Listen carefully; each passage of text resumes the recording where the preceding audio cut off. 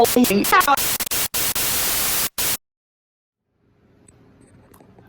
it's Colin with Ghost Train Comics, and today we're going to be taking a look at Absolute Flash Volume 1. So, hitting the ground running, Volume 1 of the Absolute Flash with Jeff Lemire and Nick Robles and Adriano Lucas on colors as the main art team, backed up by A.L. Kaplan and Chris Sotomayor, with Tom Napolitano on letters. This covers issues 1 to 6 of the series, featuring the Flash of Two Worlds, the Trials of the Flash, and an Absolute Flash Interlude of the Rogues. We joined 15-year-old Wally West on the run after something cataclysmic has already happened, before flashing back 2 days, and you'll notice time shifts, time jumps backwards and forwards throughout, as Jeff Lemire will take us back to the different start points and explain everything in due course, but certainly and appropriately for a book that's about somebody who can move extremely fast. Jeff keeps the pace moving, keeps our interest, and keeps us guessing, moving, and plants us firmly in Wally's point of view. The art is flashy but practical, capable of the wonder of the big wow moments without sacrificing any functional narrative. The colors and letters really sing here, and with the pacing and kind of racing / wrestling 80s chic throwback design accents, really makes us feel like we're in a fast-moving 80s movie. Barry Allen's actions here are odd, and Wally's father, was gruff at first, isn't wrong to question. One can't help but wonder if there's a bigger plan in place, manipulating decisions and events, some of which is answered and hinted at throughout the course of these first 6 issues.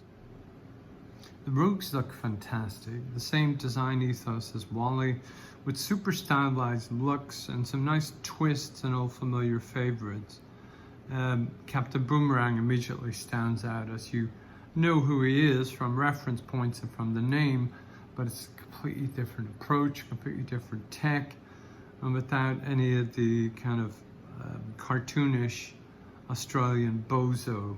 There's a little bit of that in the flashback, but not to the same extent as the old DCU Digger Harkness, who's a bit of a horrible walking cliche. The art on here by Nick Robles is incredible, with colors and lettering all adding to the 3-dimensional CGI look of the speed, time, and dimension or reality shifting sequences. Where I'm at, having read this and ready to get into issues 7 through 12 in volume 2, which I'll be doing after this one, it still hasn't been made fully apparent. I have my suspicions about what exactly Wally's power set is and what he can do. We see a little bit of it in this, but honestly, I think they're bringing in a bit of Jeff Johns' Professor Zoom, Hunter Zolomon power, which is a little bit different to the regular Wally West in the mainline DCU. With the character writing perfectly spot on and keeping us glued to the proceedings even when we're still not sure what's exactly happening. The time jumps are entirely inappropriate in a book called The Absolute Flash, so I can't really complain. All of the Rogues' new forms are beautifully realized, with not just the stylistic flourishes as mentioned above, but similarly their attitudes, personality, and interactions with each other are fascinating and make sense when they explain the new military backstory. The introduction of Eleanor Thorne is particularly intriguing, and the corporate shenanigans in charge of several projects, including Firestorm, The Wizard, and Heatwave, give us some ideas of future characters and interactions. Grodd's incarnation is fascinating, super cute, but powerful and smart by the same token. Issue 4, with art by A.L. Kaplan, starts the trials of the Flash, with Wally and Grodd finding Heatwave and Colonel West finding the secret behind the new tech at Fort Fox. Chris Sotomayor's colors here continue the vivid effects and mood setting that Adriano Lucas set up in the first 3 issues, and Tom Napolitano's lettering and text effects continue to enhance and deepen the narrative with every page. Issue 6 is the glue that is holding the whole volume together. As secrets are revealed, vital, fascinating backstory of this universe is revealed, going back further than I recall any of the other books going back, touching on Jay Garrick and Thawne's ancestor on here as well, which is intriguing. It's not a long scene, but it's a really important one. The rogues all get way more character and motivation points filled in. And especially, this is always the trick, the balance of the Absolute Universe, and why both Al Ewing and Jeff Lemire both kind of chose to plunge us into the action, give us a bit of mystery, build up the suspense, and then give us the backstory exposition.